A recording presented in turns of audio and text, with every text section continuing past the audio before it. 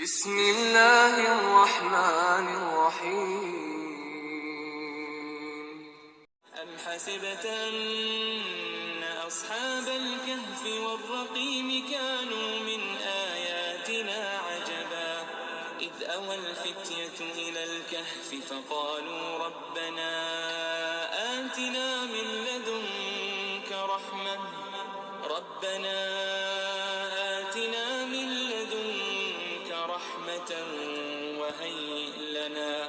وهيئ لنا من أمرنا رشدا فضربنا على آذانهم في الكهف سنين عددا ثم بعثناهم لنعلم أي الحزبين أحصى لما لبثوا أمدا نحن نقص عليك نبأهم بالحق إنهم فتية آمنوا بربهم وزدناهم هدى وربطنا على قلوبهم إذ قاموا فقالوا ربنا رب السماوات والأرض لن ندعو من دونه إلها لقد قلنا إذا شططا هؤلاء قوم اتخذوا من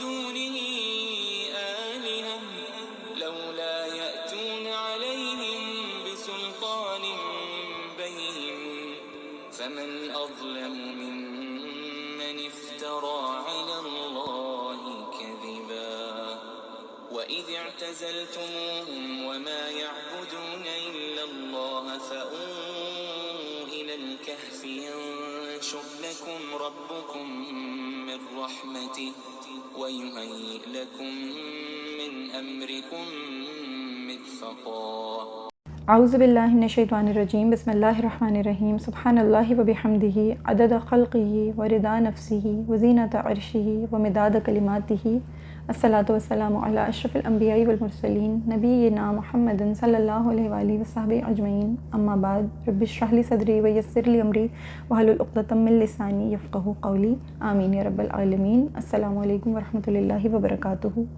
ان ڈیپتھ اسٹڈی آف سورہ کہف چل رہی ہے اور آج انشاءاللہ ہم اپنے لیکچر نمبر 2 کو سٹارٹ کر رہے ہیں۔ لیکچر نمبر 1 میں ہم نے آیت نمبر 1 سے لے کے آیت نمبر 8 تک کو سمجھنے کی کوشش کی تھی اللہ کی توفیق سے۔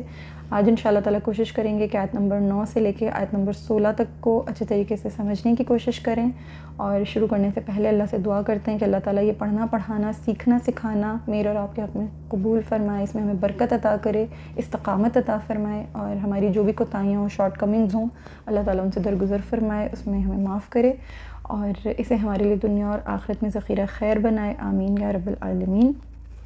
چلیے شروع کرتے ہیں۔ میں نے آپ لوگوں کو بتایا کہ سورہ کہف مکی سورہ ہے، اور رسول اللہ صلی اللہ علیہ وسلم سے جو یثرب میں یہودی احبار تھے یعنی علماء تھے، انہوں نے 3 سوال پوچھوائے تھے، اور وہ پورا میں نے آپ کو بتایا تھا بیک گراؤنڈ کیا تھا، کیا ایجنڈا تھا۔ اس کے تحت انہوں نے 3 سوال پوچھوائے تھے۔ ایک سوال تھا روح کے بارے میں کہ روح کیا ہے، اس کی حقیقت کیا ہے۔ جو انہوں نے دوسرا سوال پوچھا تھا وہ یہ تھا کہ سیدنا ذوالقرنین کون تھے جنہوں نے مشرق اور مغرب کا سفر کیا تھا، وہ شخص کون تھا، اس کے کیا احوال تھے۔ اور تیسرا سوال انہوں نے اصحاب کہف کے بارے میں پوچھا تھا، اور اصحاب کہف کے بارے میں یوں پوچھا تھا کہ بیسیکلی وہ چند نوجوان اور وہ کہف کا کیا معاملہ ہے، یوں انہوں نے سوال پوچھا تھا۔ تو جو روح کے بارے میں انہوں نے سوال پوچھا تھا وہ تو اللہ پاک نے ان کو سورہ بنی اسرائیل میں آیت نمبر 85 میں اسٹریٹ اوے جواب دے دیا کہ روح، انہوں نے یہ پوچھا تھا کہ یوں ارشاد ہوتا ہے کہ وَيَسْأَلُونَكَ عَنِ الرُّوحِ، اور وہ آپ سے سوال پوچھتے ہیں روح کے بارے میں۔ قُلِ الرُّوحُ مِنْ أَمْرِ رَبِّي، آپ فرما دیجئے کہ روح میرے رب کے امر میں سے ہے۔ وَمَا أُوتِيتُم مِنَ الْعِلْمِ إِلَّا قَلِيلًا، اور نہیں دیا گیا تمہیں اس میں سے علم مگر تھوڑا، بہت کم، قلیل علم تمہیں دیا گیا ہے۔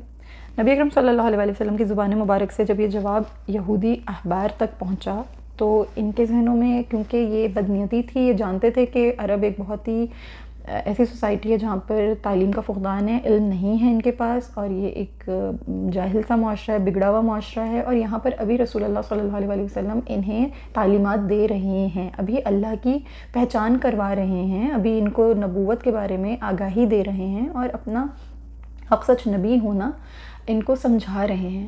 تو ایک پری کے اسٹوڈنٹ کو، یعنی کوئی کے جی کا، کوئی بالکل مونٹیسری کا کوئی اسٹوڈنٹ ہو، اس کو آپ پی ایچ ڈی لیول کے سوالات اس سے پوچھیں گے تو ایک کنفیوژن کریٹ کریں گے آپ اس کے ذہن میں. تو یہی بدنیتی ان کے پیچھے، ان کے ذہنوں میں بھی تھی کہ ایسا سوال پوچھا جائے کہ وہ معاشرہ ہی پورا کنفیوز ہو جائے. رسول اللہ صلی اللہ علیہ وآلہ وسلم اللہ کے حق سچ نبی ہیں، ان کی صداقت میں اور ان کے فہم اور علم میں تو کوئی ڈاؤٹ ہے ہی نہیں، اور انہیں اس بات کا بھی علم تھا، انہیں معلوم تھا کہ یہ اللہ کے سچے نبی ہیں. اسی لیے تو ٹرائل لینا چاہ رہے تھے، اسی لیے تو آزمانا چاہ رہے تھے. اور اللہ کے نبی صلی اللہ علیہ وسلم کو آزمانے کے پیچھے جو ان کی بددیانتی تھی، بدنیتی تھی، وہ یہ تھی کہ سوسائٹی میں بھی کچھ کنفیوژنس کریٹ کریں، روح کے بارے میں سوال کریں کہ روح کیا ہے. اللہ نے ان کو انہی کے انداز میں جواب دیا، قُلِ الرُّوحُ مِنْ أَمْرِ رَبِّی، آپ فرما دیجیے روح میرے رب کا امر ہے. اور میرے رب کے امر میں اللہ تعالیٰ نے کسی کو شامل نہیں کیا ہے، یہ اللہ کی خاص اپنی ایک، اللہ تعالیٰ کی اپنی صفات، اللہ تعالیٰ کے اپنے معاملات ہیں. آپ کو اس کے بارے میں جاننے کی کوئی ضرورت نہیں، آپ کو اس میں سے بہت تھوڑا سا علم دیا گیا ہے. اب جب یہ جواب ان تک پہنچا تو ان یہودی علماء کے دماغوں میں یہ کنفیوژن کریٹ ہوئی کہ ہمیں تو علم تھا، ہم تو جانتے تھے روح کے بارے میں، جبھی تو ہم نے سوال پوچھوایا تھا، ہمیں تو اس کے بارے میں علم تھا. یہ کس کے بارے میں کہا گیا کہ تمہیں اس میں سے بہت تھوڑا سا علم ہے؟ تو یہ سوال جب نبی اکرم صلی اللہ علیہ وسلم مدینہ منورہ ہجرت کر کے تشریف لے گئے تو آپ صلی اللہ علیہ وسلم سے انہوں نے پوچھا کہ اللہ کے حبیب صلی اللہ علیہ وسلم یہ کس کے بارے میں کہا گیا تھا کہ الا قلیلا، کہ اس میں سے وما اوتیتم من علمی الا قلیلا، کہ اس میں سے مگر اس میں سے تمہیں تھوڑا سا علم دیا گیا ہے. تو یہ کس کے بارے میں کہا گیا تھا؟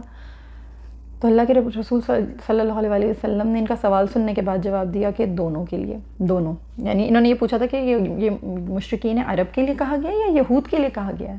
یعنی اپنے آپ کو تب بھی سپیریئر ہی سمجھ رہے تھے کہ ایکچولی تو یہ شاید مشرکین عرب کے لیے ہی کہا گیا ہوگا، لیکن کس کے لیے کہا گیا تھا؟ تو آپ صلی اللہ علیہ وسلم نے فرمایا دونوں، یعنی تم بھی انہی میں شامل ہو، زیادہ اسمارٹ بننے کی ضرورت نہیں ہے، تم بھی انہی جیسے انہی میں ہو، تمہیں بھی اللہ نے یہ علم اتنا عطا نہیں کیا جتنا تم سوچ رہے ہو. یہ تمہاری امیجنیشنز، تمہاری ذہنیت، تمہاری اپنی جو کیپیسٹیز ہیں ان سے بہت مبرہ ہے، بہت اولیٰ ہے، بہت عرفہ ہے، وہاں تک تمہاری اپنی رسائی بھی نہیں ہے، کیونکہ تمہارے پاس ایمان بالغیب نہیں ہے. یہ غیب کی باتیں بس جہاں تک تمہیں پتہ ہے وہ اتنا ہی ہے کہ یہ میرے رب کا امر ہے، بس دیٹس اٹ.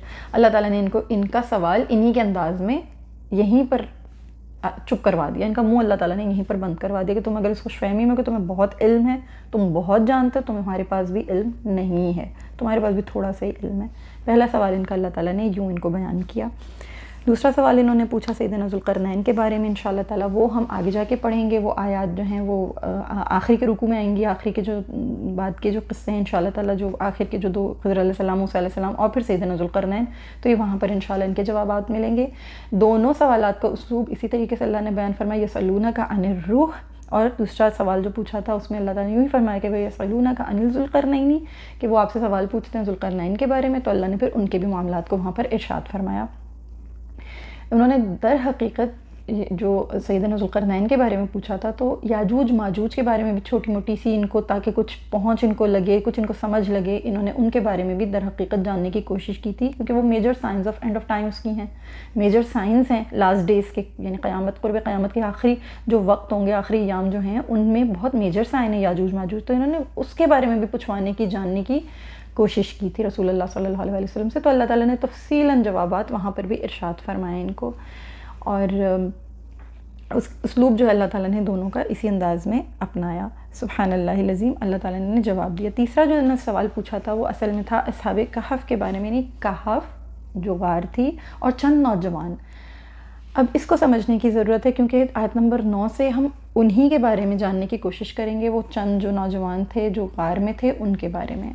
یہود نے کیا کیا، یہود کے بارے میں تھوڑا سا آپ کے ذہنوں میں یہ چیز، یہ پکچر کلیئر ہونی چاہیے تاکہ جب ہم آیات میں جائیں تو تھوڑا سا آپ کا فہم جو اس بارے میں کلیئر ہو.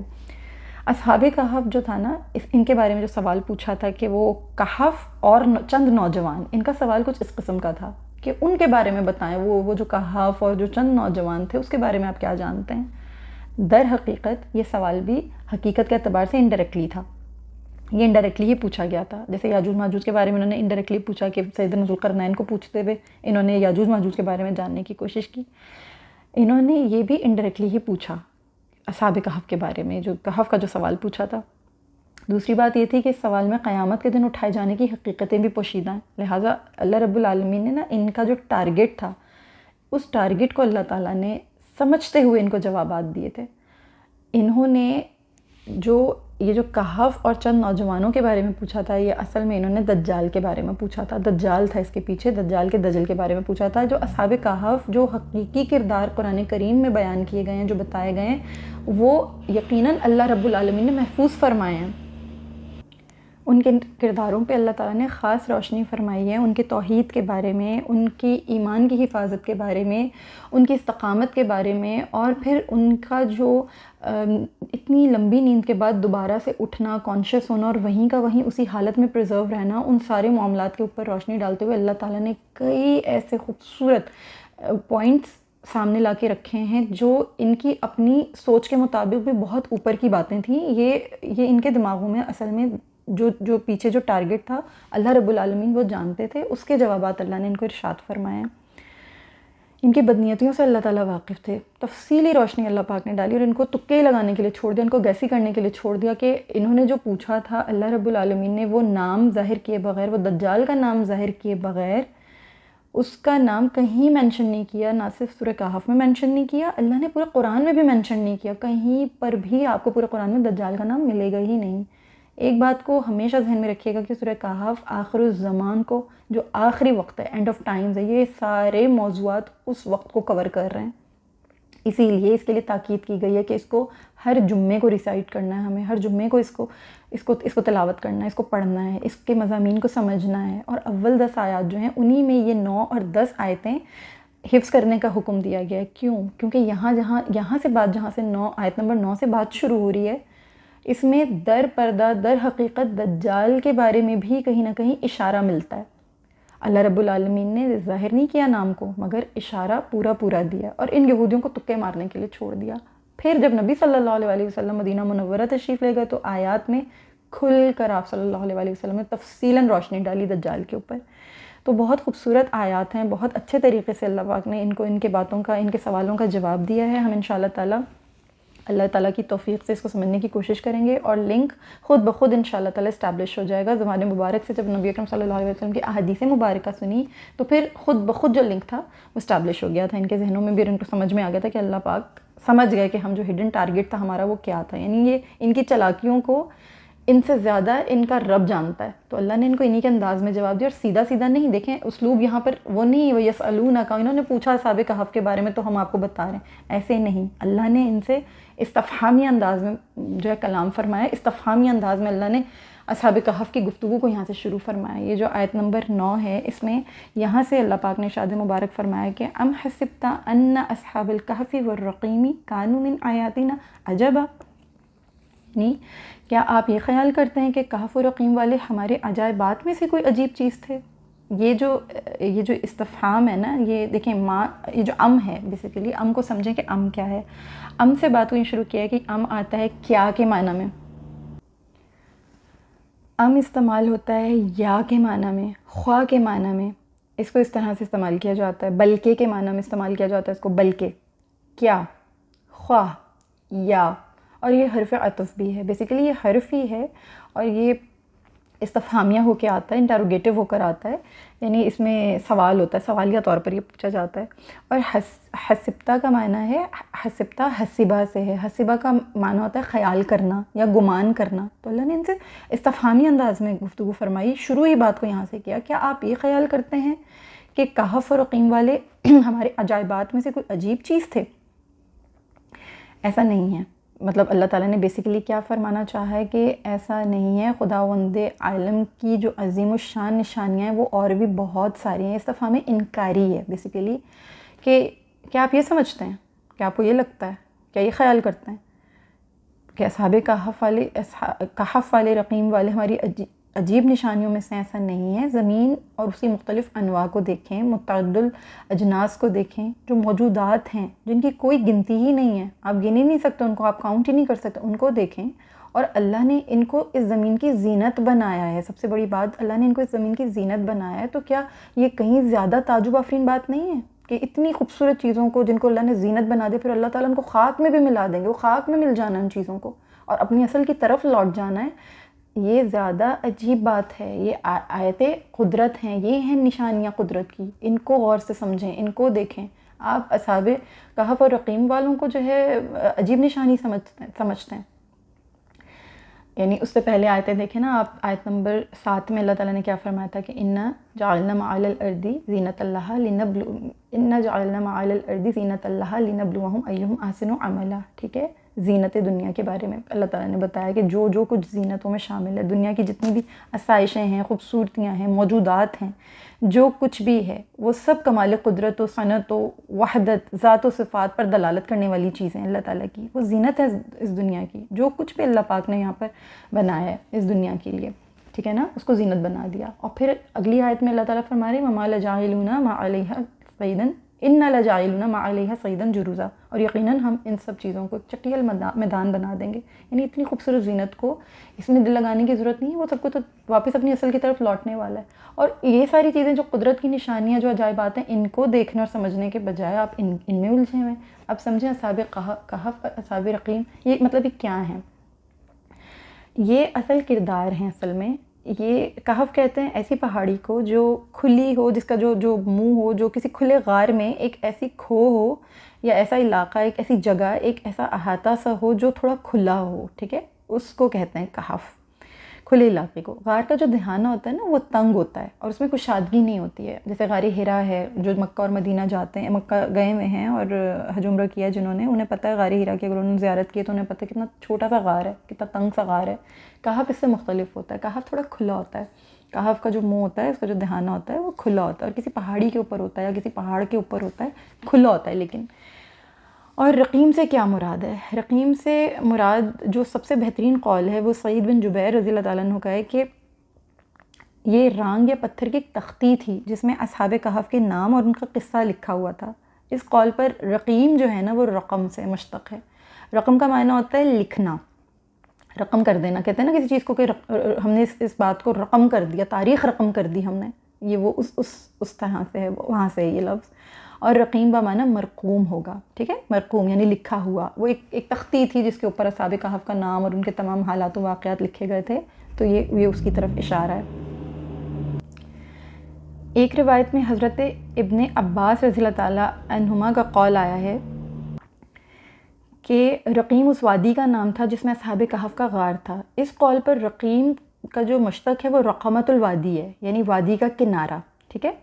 اور کعب احبار نے کہا کہ رقیم اس بستی کا نام ہے جہاں سے اصحاب کہف برآمد ہوئے تھے. بعض نے رقیم اس پہاڑ کا نام بتایا جس میں اصحاب کہف کا غار تھا. تو تمام اقوال کو دیکھتے ہوئے اصحاب کہف اور اصحاب رقیم دونوں بیسیکلی ایک ہی لوگ تھے، الگ الگ نہیں تھے.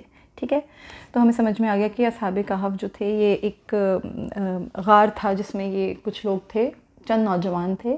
ان کا پورا ایک قصہ اس طریقے سے ہے کہ حضرت عیسیٰ علیہ السلام کے زمانے میں چند نوجوان جو حضرت عیسیٰ علیہ السلام کے زمانے میں تھے، حضرت عیسیٰ علیہ السلام کے یعنی دین پر تھے، ان کے زمانے کے بعد جب وہ آسمانوں پہ اٹھائے گئے حضرت عیسیٰ علیہ السلام، ان کے زمانے کے بعد یہ چند نوجوان تھے جو ایک ایسے علاقے میں، ایسے بادشاہ کی حکومت کے دور میں نمودار ہوئے تھے، ظاہر ہوئے تھے، جو بادشاہ مشرک تھا، شرک کرتا تھا اور اپنے لوگوں کو کہا کرتا تھا کہ تم بھی اس شرک میں میرے حمایتی رہو، میرے ساتھی رہو. جو اس کی سلطنت میں شرک کرتا تھا، اللہ کے سوا آئیڈلز کی، بتوں کی اور دوسری چیزوں کی عبادت میں مشغول رہتا تھا، اس کو وہ سروائیو کرنے کی اجازت دیتا تھا، ادروائز وہ لوگوں کو قتل کروا دیا کرتا تھا.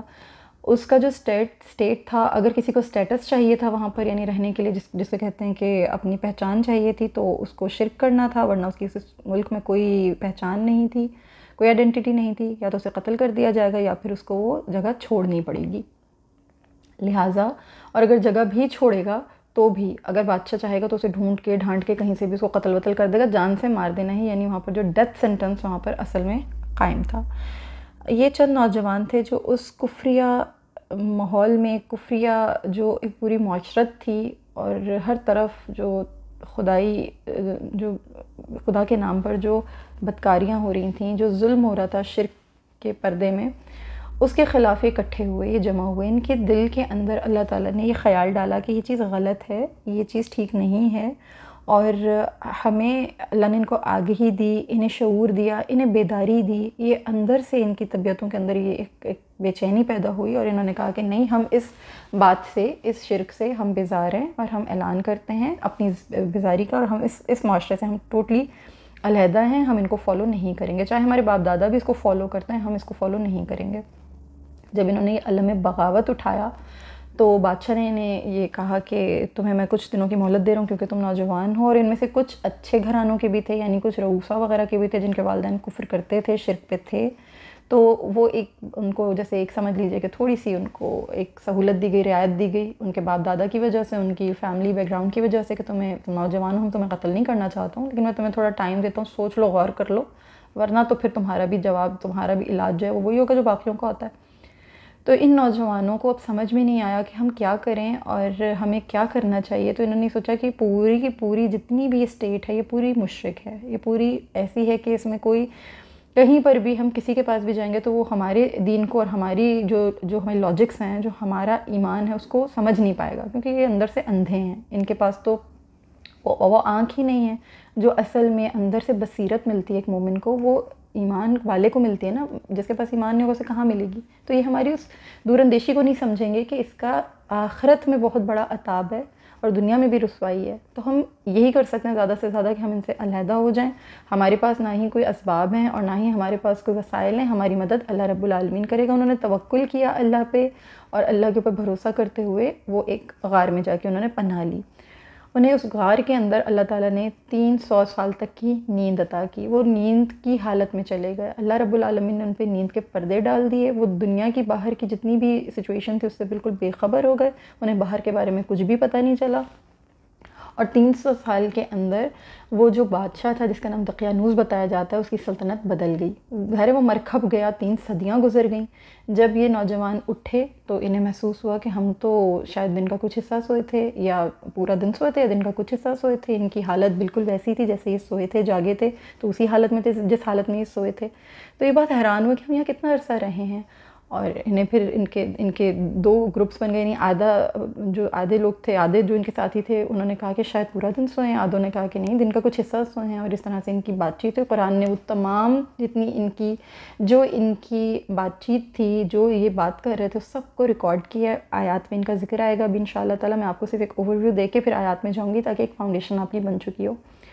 پھر ان میں سے ان کے ایک ساتھی نے کہا کہ ٹھیک ہے جو بھی ہے، اب ظاہر بھوک محسوس ہو رہی ہے تو ان کے پاس ایک سکہ تھا جو کہ چاندی کا سکہ تھا، اور وہ اس دور کا ہی تھا جس دور میں یہ سوئے تھے، تو وہ دے کر ان کے ساتھی نے کہا کہ جو آپ باہر سے پاک اور طیب کھانا، کیونکہ مشرک علاقہ تھا، سارے شرک میں مبتلا تھے، تو حلال کھانا ڈھونڈ کے لانا، پاک اور طیب کھانا ڈھونڈ کے لانا، پاک اور طیب کھانا ڈھونڈ کے لانا، اور یہ کہ وہاں پر بالکل آرام سے، بالکل نرمی سے بات کرنا، ایسا بیہیو بالکل مت کرنا جس سے ہمارا جو یہ معاملہ ہے کہ ہم یہاں پہ چھپے ہوئے ہیں، ہم یہاں پر نہ لی ہوئی، ہم نے اس غار کے اندر یہ کسی کو پتہ نہ چل جائے، ہمارا معاملہ نہ کھل جائے، بڑی احتیاط کا معاملہ کرنا، بڑی احتیاط سے جانا اور جا کر یہ کام کرنا۔ ان کا ساتھی باہر گیا اور جا کر جب اس نے دیکھا تو اس کو جگہ، اس کو جو انوائرمنٹ تھا، جو ماحول تھا، اس کو کچھ بدلا سا محسوس ہوا، اس کو سمجھ نہیں آ رہا تھا کہ میں کس طرف جاؤں، میں یہاں جاؤں وہاں جاؤں، علاقہ کچھ بدلا سا لگ رہا ہے، کیونکہ جو 3 صدی پہلے جو حالات تھے جگہ کے، اس علاقے کے، وہ تو بدل چکے تھے، یکسر بدل چکے تھے۔ بہرحال یہ ایک جگہ گئے اور جا کر ایک شخص سے انہوں نے کھانے کے بارے میں پوچھا، اس نے ان کو کھانا دیا، اور جب انہوں نے کھانا لے کے اس کو پیسے دینا چاہے تو وہ اس سکے کو دیکھ کر حیران ہو گیا، اس نے کہا کہ یہ تو اتنا پرانا، یہ تو اینشنٹ سکہ ہے، یہ تو بہت پرانا، 3 صدیوں پرانا سکہ ہے، کیونکہ اس دور میں جو بادشاہ ہوا کرتے تھے اسٹیمپ لگایا کرتے تھے اپنی کرنسی کے اوپر، تو اس دقیانوس کی کرنسی تھی وہ، اس نے کہا یہ تو بہت پرانی ہے، اس نے کہا نہیں یہ تو میرا سکہ، کہتے ہیں یہ تمہیں کہاں سے ملا؟ وہ جو دکاندار تھا اس نے جو ان کو دے رہا تھا اس نے کہا کہ یہ تمہیں کہاں سے ملا؟ تو انہوں نے یہ جواب دیا، جو اصحاب کہف میں سے جو تھے انہوں نے کہا اس شخص نے کہ نہیں یہ میرا ہے، اور کل تو میں اس کو لے کر گیا ہوں، تو کہنے لگے نہیں یہ تو بہت پرانا ہے، کیا تمہیں کوئی دفینہ ہاتھ لگ گیا ہے، کوئی دفن کیا ہوا جو خفیہ جو خزانہ ہوتا ہے کہیں وہ تمہارے ہاتھ لگ گیا ہے؟ انہوں نے کہا نہیں یہ میرا ہے، میرے پاس تو کوئی خزانہ وغیرہ نہیں، کچھ بھی نہیں۔ یہ حیران تھے، بہت حیران تھے، کیونکہ ظاہری بات ہے ایک نارمل انسان اس سچویشن میں آئے گا تو وہ کنفیوز تو ہوگا، پریشان تو ہوگا۔ بات کسی طریقے سے اتھارٹیز کے پاس گئی، جو وہاں پہ جو اتھارٹیز تھے ان کے پاس گئی، انہوں نے آ کر دیکھا، انہوں نے معاملے کو سمجھنے کی کوشش کی، تو انہوں نے کہا کہ میں بالکل سچ کہہ رہا ہوں، میرے ساتھ میرے اور ساتھی بھی ہیں، میں جو ہوں ہم کل یہاں سے گئے تھے اور آج ہم ابھی ایک پورا دن ہم وہاں پر رہے ہیں، اور اب میں کھانا لینے کے لیے آیا ہوں، اور اس طرح سے پورے معاملات جو ہیں بدلے سے لگ رہے ہیں، میری بات پر اگر یقین نہیں آ رہا تو آپ وہاں چلے جاؤ۔ بات بادشاہ تک چلی گئی، آپ میرے باقی ساتھیوں کو دیکھ لو، بات بادشاہ تک چلی گئی۔ بادشاہ نے جب جا کر اب جو بادشاہ یہاں پر اس اسٹیٹ پہ حکومت کرتا تھا وہ ایمان والا تھا اور ایک اللہ کو ماننے والا تھا، اور جو ایکسکیوز می اور جو اسٹیٹ تھی وہ بھی ظاہر ایمان لے آئی تھی، پورا جو سلطنت تھی پوری ایمان والی تھی۔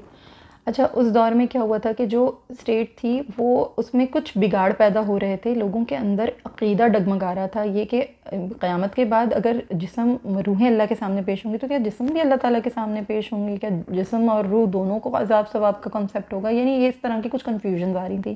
بادشاہ کیونکہ ایمان والا تھا، اللہ کے ساتھ اس کا ایک تعلق تھا، اللہ کے ساتھ اس کی ایک دوستی تھی، اس نے اللہ کے حضور یہ دعا کی کہ اللہ تعالیٰ میری قوم کے اندر یہ خیالات اور یہ اس قسم کی باتیں پیدا ہوتی جا رہی ہیں، عقائد بگڑتے جا رہے ہیں، تو اللہ کچھ اسباب ایسے پیدا فرمائیے کہ میری قوم کے لیے کوئی بہتری کی کوئی صورت پیدا ہو جائے۔ تو اللہ تعالیٰ نے ان اصحاب کہف کو ایک طرح سے ان کے سامنے اس عقیدے کے اعتبار سے بھی اللہ نے ایک مثال بنا کر پیش کیا۔ جب انہوں نے دیکھا کہ یہ نوجوان، یہ بادشاہ اپنے لوگوں کے ساتھ، چند لوگوں کے ساتھ جب وہاں پہنچا اور جب دیکھا کہ یہ تو واقعی کچھ نوجوان ہیں اور یہ واقعی ان کے اوپر 300 سال تک کے لیے اللہ تعالیٰ نے نیند کو طاری کیا تھا، اور اب یہ اٹھے ہیں اور اب یہ سامنے آئے ہیں اور ایک اللہ کو مانتے ہیں، ایک اللہ پر ان کا ایمان ہے اور اللہ نے ان کی اس طرح حفاظت کی ہے۔ اور پھر ان کے ساتھ ان کا ایک کتا بھی موجود تھا جو غار کے دہانے پر ہی بیٹھا ہوا تھا، اپنے پاؤں آگے کے پاؤں پھیلا کے، اپنے پنجے آگے کے پھیلا کے، اس پر بھی اللہ نے نیند طاری کر دی 300 سال تک کے لیے۔ تو یہ اللہ تعالیٰ کے ایک بہت بڑے معجزے میں بدل چکے تھے یہ چند نوجوان، جن کا ایمان اس لیول، اس درجے پر تھا کہ اللہ نے پھر ان کو ایک معجزہ بنا دیا، اللہ نے ان کو ایک ایسا اعجاز عطا کیا۔ تو پھر آگے کے جو معاملات تھے ان کے وہ یوں تھے کہ پھر جب اس بستی کے لوگوں نے جو ہے اس عقیدے کو بھی پختہ کر لیا، تو پھر ان لوگوں کے نام کی ایک تختی بنا دی گئی اور اس کو دروازے کے غار کے اوپر لگا دیا گیا، یہ اپنے واپس اس غار کے اندر چلے گئے اور اللہ تعالیٰ نے ان پہ حقیقی موت طاری کر دی۔ اور پھر اس کے بعد ان کا قصہ جو ہے وہ قرآن نے یہیں تک بیان کیا۔ تو آیات میں اب ہم باقاعدہ طور پہ داخل ہوتے ہیں، یہ آپ کی پوری فاؤنڈیشن تھی، پوری بیک گراؤنڈ میں نے آپ کو بتائی ہے کہ یہ آیت نمبر 9 سے بات کو شروع اللہ پاک نے اس طرح سے ان سے سوال کیا کہ کیا آپ کو یہ لگتا ہے، آپ یہ سمجھتے ہیں حسبتا ان اصحاب الکہف والرقیم کانوا من آیاتنا عجبا۔ پھر اللہ تعالیٰ یہ فرما رہے ہیں کہ اذ اوى الفتية إلى الكهف فقالوا ربنا آتنا من لدنك رحمة وهيئ لنا من أمرنا رشدا۔ قابل ذکر وہ وقت جب ان نوجوانوں نے اس غار میں جا کر پناہ لی تھی، ٹھیک ہے، اس کا ذکر کیا جا رہا ہے۔ اذ اوى الفتية، اوا کہتے ہیں بیسیکلی، اوا جو ہے نا یہ ہوتا ہے اس نے پناہ لی، یعنی پناہ لینا، اوا یاویو، ٹھیک ہے، کسی جگہ کے ساتھ جڑ جانا، ضم ہو جانا، کسی جگہ پر پناہ لینا، اس جگہ پر اترنا، ادھر جا بیٹھنا ایکچولی۔ تو اس بنیادی مفہوم کے ساتھ اس کے مختلف معنی ہیں، ٹھیک ہے، یعنی کسی جگہ اترنا، کسی جگہ پناہ لینا، کسی جگہ پہ ضم ہو جانا۔ تو یہ اللہ تعالیٰ یہاں فرما رہے ہیں کہ اذ اوى الفتية، فتیہ کہتے ہیں بیسیکلی، فتیہ جو ہے نا یہ اس کا مادہ ہے فتایا، ٹھیک ہے، فتیہ یفتو فتین، یہ اصلی ہے۔ استعمالی جو ہے وہ ہے فتیہ یفتہ فتن، نوجوان ہونا، یا قرآن میں مختلف مقامات پر خادم ہونا کے معنی میں بھی اس کو استعمال کیا گیا ہے، کیونکہ زیادہ تر جو نوعمر لڑکے ہوتے تھے جنہیں نوکر رکھا جاتا تھا وہ نوجوان ہوتے تھے، ٹھیک ہے، اس سے ہے یہ۔ اس کا واحد ہوتا ہے فتن اور اس کی جمع ہوتی ہے فتیان یا فتیتن، ٹھیک ہے، فتیتن اس میں ذات ہے، یعنی نوجوان لڑکے یا لڑکا، چند نوجوان۔ فتیتن یعنی چند نوجوان، وہ چند نوجوان تھے الی الکہف، جو کہف کی طرف گئے، انہوں نے کہف کی طرف پناہ لی۔ اذ اوى الفتية، اوا میں نے بھی آپ کو سمجھا دیا، فتیۃ الی الکہف، انہوں نے غار کی طرف پناہ لی۔ میں نے آپ کو پورا واقعہ بھی بتا دیا کہ انہوں نے کیوں پناہ لی تھی، ٹھیک ہے، انہوں نے غار کو اپنا ٹھکانہ بنایا تھا ایکچولی۔ اور جو بغوی ہیں انہوں نے یہ لکھا ہے کہ یہ غار بجلوس پہاڑ میں تھا، ٹھیک ہے، یہ غار جو تھا، یہ کہف جو تھا، یہ بجلوس پہاڑ میں تھا اور اس غار کا نام تھا جرم۔ انہوں نے اللہ تعالیٰ سے وہاں جا کر اس سچویشن میں، جس سچویشن میں وہ مبتلا ہو گئے تھے، اللہ تعالیٰ سے کیا مانگا؟ پہلی چیز تو یہ ہم سب کے لیے سمجھنے کے لیے اور ہم سب کا ایمان تازہ کرنے کے لیے کہ جب پوری سوسائٹی کفریہ ہو، جب ہر طرف کفر ہو، ہر طرف برائی ہو، ہر طرف اللہ رب العالمین کے احکامات سے تجاوز ہو، حد بندیوں کو کچلا جا رہا ہو پیروں کے نیچے، تو ہمیں کیا کرنا چاہیے؟ ہمیں اس سوسائٹی سے کٹ آف کرنا چاہیے، یا ہمیں ایٹ لیسٹ اپنے آپ کو لمیٹڈ کر دینا چاہیے، اس ایکسپوجر سے اپنے آپ کو بچانا چاہیے، اوائڈ کرنا چاہیے، جو ان اصحاب کہف نے کیا۔ انہوں نے اس معاشرے کو، اس برائی کو، اس چیز کو اڈاپٹ نہیں کیا، اس کا حصہ نہیں بنے۔ دیکھیں نوجوان، اللہ نے فتیتن یہاں فرمایا ہے، یہ ایسی عمر ہوتی ہے، ایسا وقت ہوتا ہے کہ جس میں ہر چیز انسان کو ٹمپٹیشنس کی طرح محسوس ہوتی ہے. نوجوان کا ذکر یہاں کر کے اللہ پاک نے بیسیکلی اسی چیز کی طرف اشارہ فرمایا ہے کہ یہ نوجوانوں ہی کے لیے خاص یہ پیغام ہے کہ یہ وہ عمر ہے جس میں آپ کو ہر چیز اچھی لگتی ہے، آپ کے اندر جسمانی توانائی ہوتی ہے، آپ کے اندر انتھوزیزم ہوتا ہے. چند نوجوان ملتے ہیں تو کیا کرتے ہیں، آپس میں ہنسی مذاق کرتے ہیں، خوش ہوتے ہیں، پارٹی کرتے ہیں، انجوائے کرتے ہیں، اور ہر طرح کی چیز کو اپنے لیے ایڈونچر سمجھتے ہیں. ٹھیک ہے. اور خاص طور پہ جو آج کل کا زمانہ ہے، جو میرا اور آپ کا دور ہے، جو دور اتنا فتنوں کا زمانہ ہے، اتنی اس میں الٹی سیدھی چیزیں ہیں، جس میں انٹرٹینمنٹ کے نام پہ نہ جانے کیا کیا خرافاتیاں ہیں. ایکسپوجرز دیکھ لیجئے کس کس طرح کے ہیں، کہاں کہاں تک ہماری رسائیاں ہیں نوجوانوں کی. تو یہ سب کچھ کیا ہے، یہ غلط ہے. یہ نوجوان کون تھے جن کے بارے میں قرآن ارشاد فرما رہا ہے، قرآن نے جن کو محفوظ فرمایا؟ یہ کچھ ایسے نوجوان تھے جن میں ویلیوز تھیں، جن کے اندر بیداری تھی، جس کے اندر شعور تھا، جن کے اندر آگہی تھی، جن کے اندر اللہ تعالیٰ کا خوف تھا، ایمان تھا، انہیں محبت تھی اللہ رب العالمین سے. انہوں نے پوری بری سوسائٹی کو، سارے برے ایکسپوجرز کو انہوں نے چھوڑ دیا، انہوں نے جاب کو چھوڑ دیا، انہوں نے اپنے کاروبار کو چھوڑ دیا، انہوں نے اپنی ہر جو ان کی ایکٹیویٹیز تھی چھوڑ دیا. ظاہر ہے وہ وہاں رہتے تھے، اس معاشرے میں رہتے ہوئے سروائیول کے لیے کچھ تو ہوگا، اچھے خاندانوں سے تھے، اچھے گھروں سے تھے، تو اپنا گھر بار اپنے ماں باپ کو بھی چھوڑ دیا. یعنی وہ جو ایک ان کی جو وہ تھی، جس کو کہنا چاہیے کہ ایک پیچھے فالوئنگ تھی اپنے پیرنٹس کی، انہوں نے وہ بھی چھوڑ دی.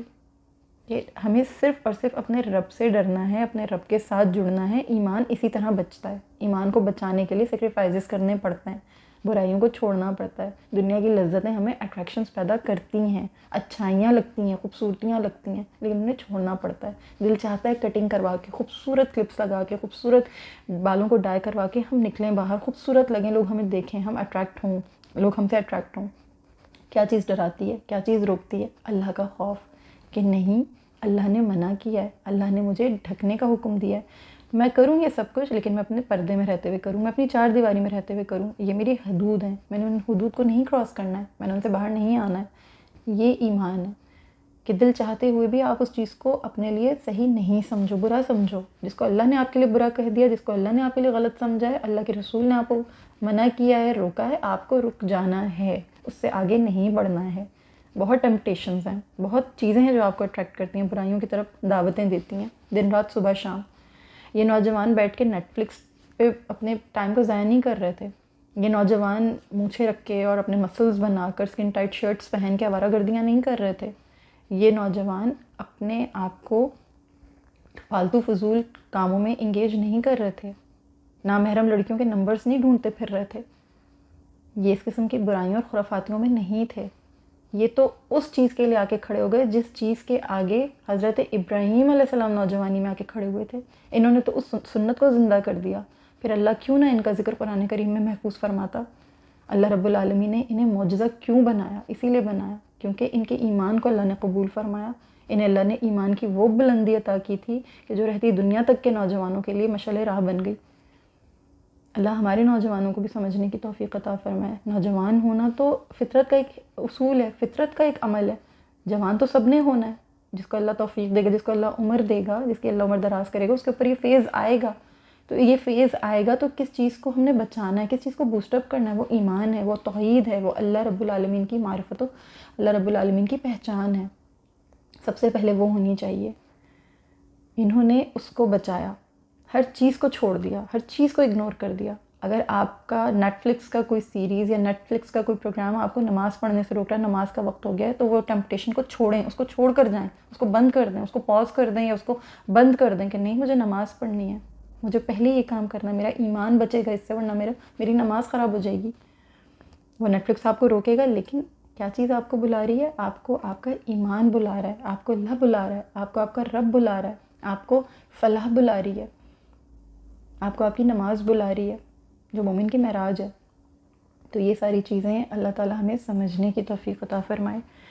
انہوں نے اللہ تعالیٰ سے مانگا کیا؟ یہ اس غار میں چلے گئے، دنیا سے کٹ کے، بالکل اپنے آپ کو چھوڑ کر، اللہ کے سپرد کر کے. نہ ان کے پاس کھانے کو ہے کچھ، نہ ان کے پاس پینے کو ہے کچھ، نہ ان کے پاس پہننے کو ہے کچھ، کیونکہ بادشاہ ان کے پیچھے ہے، بادشاہ کی فوج ان کے پیچھے ہے. ان کے پاس بھاگنے کی اور کوئی راہ نہیں ہے، چھپنے کی اور کوئی جگہ نہیں ہے.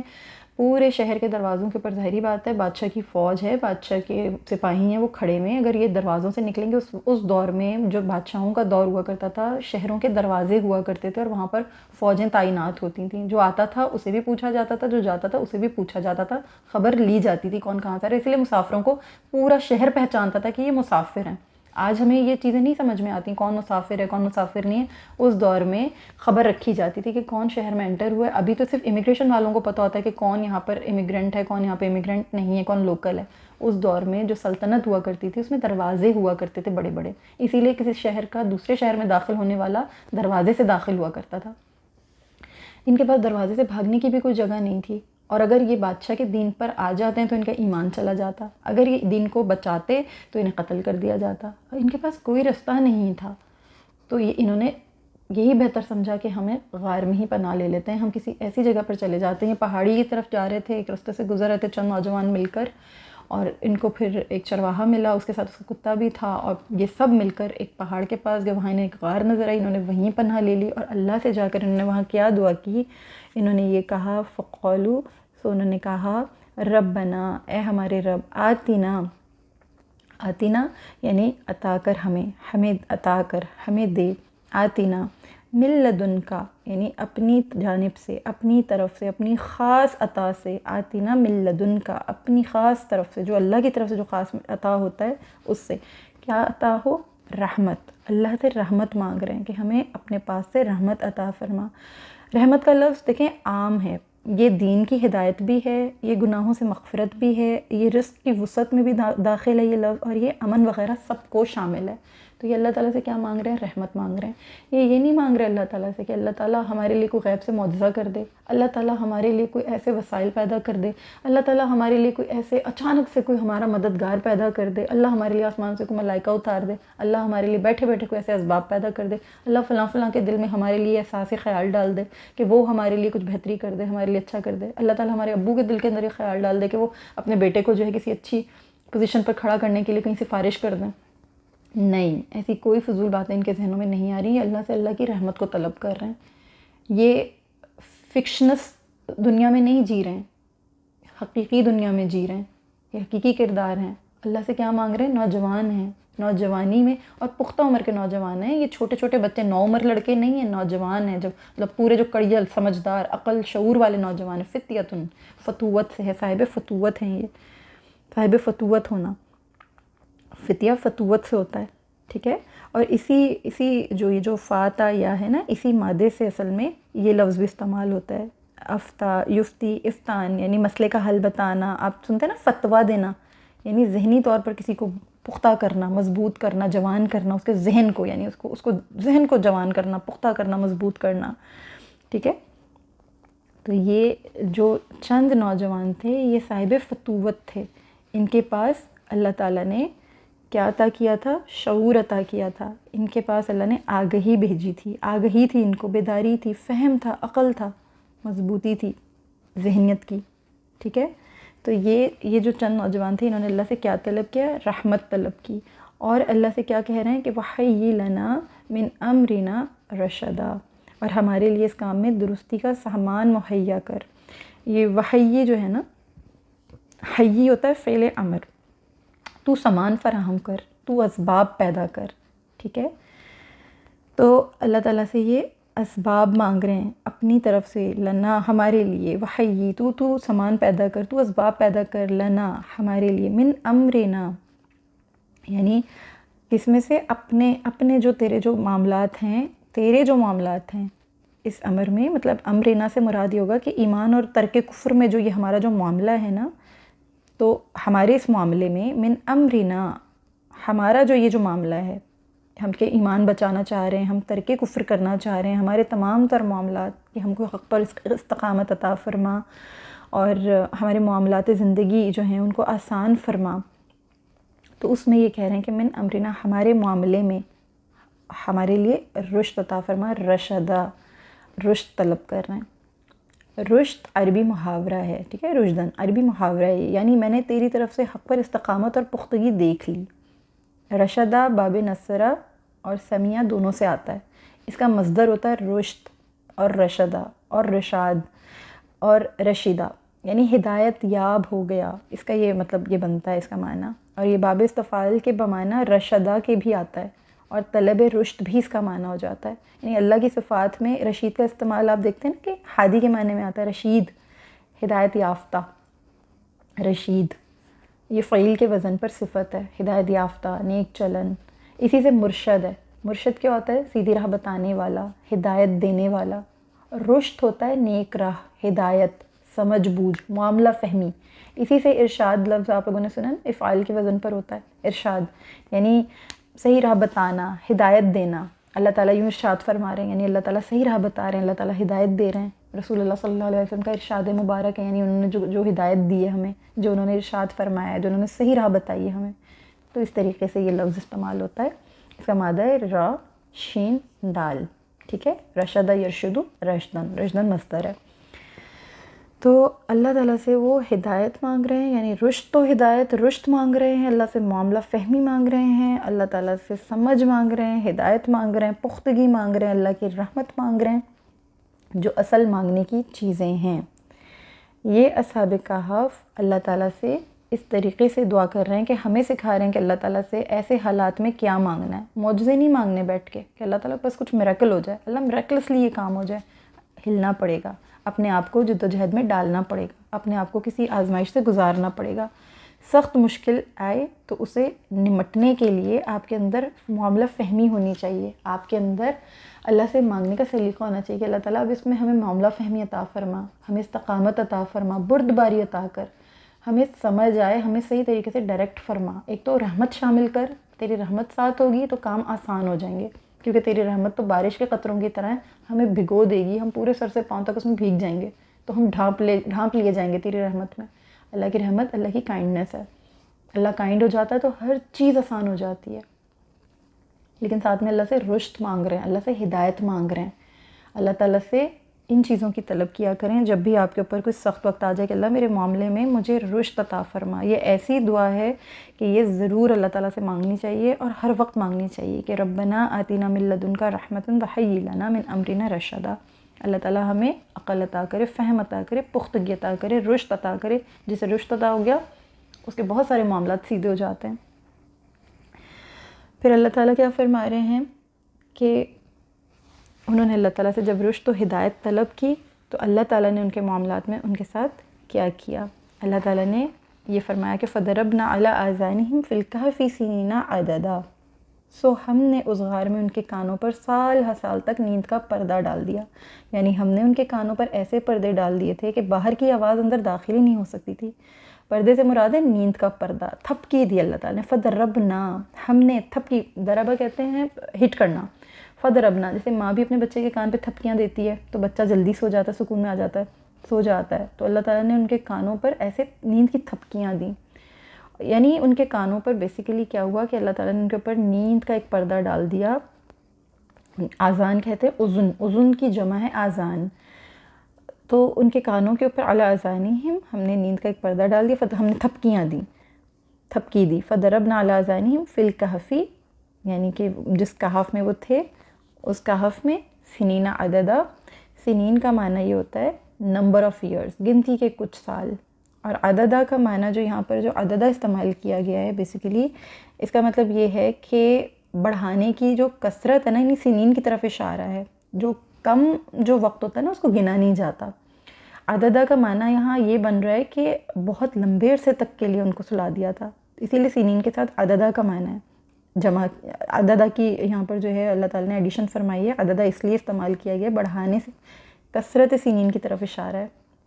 ہم چیز کو گنا نہیں کرتے، گنتی انہی چیزوں کی ہوتی ہے جو تعداد میں زیادہ ہوں. ٹھیک ہے، اس لیے یہاں پہ یہ لفظ ہے. تو یہ جو یہ فرمایا جا رہا ہے نا کہ سنین عددہ یعنی نمبرز آف ایئرس، گنتی کے کچھ سال تک ہم نے ان کو سلا دیا. عددن یہ سو گئے. ثم بعثناہم لنعلم ای الحزبین احصیٰ لما لبثوا امدا. پھر ہم نے ان کو اٹھایا یعنی بیدار کیا، پھر وہ نیند سے جاگے. ٹھیک ہے، ہم نے انہیں بیدار کیا. بعثناہم لنعلم ای الحزبین، حزبین یعنی دو گروہ، دو جماعتیں. جب وہ جاگے، کیونکہ آپ کو میں بتایا کہ کچھ نوجوان تھے تو کچھ یہاں سو گئے کچھ یہاں سو گئے، ان کے اوپر نیند طاری ہو گئی. جب وہ جاگے اللہ تعالیٰ نے جب ان کو نیند سے جگایا، ان کو اٹھایا تو کیا ہوا؟ نبا کا مطلب ہوتا ہے یعنی ان کا قصہ.